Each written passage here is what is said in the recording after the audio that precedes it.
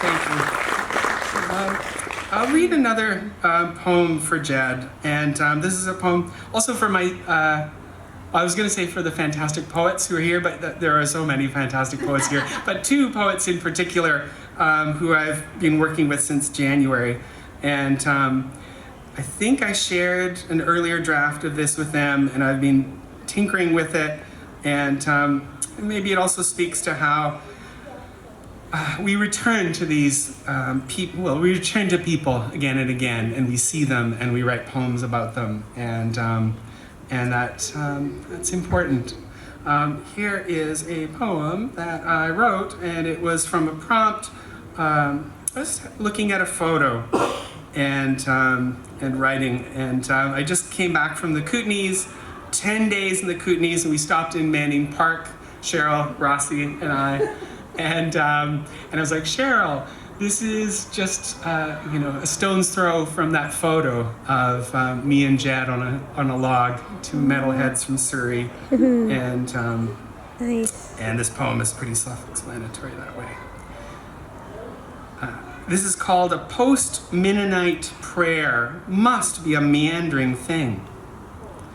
I have a photo of us in the era of long feathered hair, a Mac under a jean jacket, you, a mesh half top, me, and short shorts.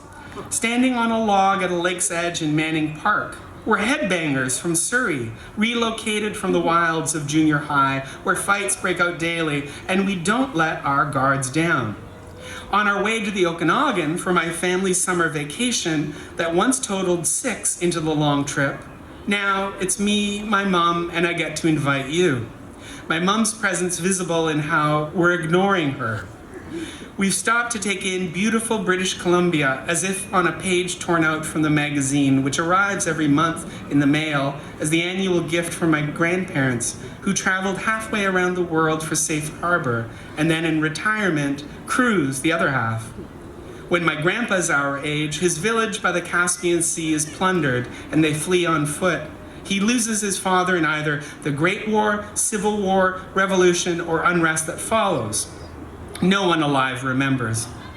What I know is we come from heavy accents enunciating a splintered and buried epoch, and what you know is we're on our way to Culloden to stay with my dad's brother's family, even though my parents separated when we met in kindergarten. Back in the Buick, my grandparents passed down to my mom. The Iron Maiden tape rewinds all manner of operatic violence, but we err on the side of silence. Betwixt your family's moves between Surrey and Langley, your father stays fixed on the couch, watching spaghetti westerns with some wisp of discomfort from the anti-hero's face as he switches channels, and we're fishing in hope. Each rock reflects a cloud in the sky. You go to Pender Harbor to visit grandparents, and you take Troy every time. If your family has ancestral stories, I'm not privy to any. I do remember your mom falling on me on the trampoline, and I'm winded under her ministrations. My circumspect mom adores Arlene's bubbly personality and has her over for tea. You come to the Okanagan because my cousins, like my sisters, are almost another generation and have mostly moved on. You and I cycle to downtown Penticton and we meet kids our age who show us the back door of the movie theater and we wait for an opening. After we step into a garage where we paw through penthouses, we all bike along the canal while groups of almost young adults party drunk in dinghies drifting apart.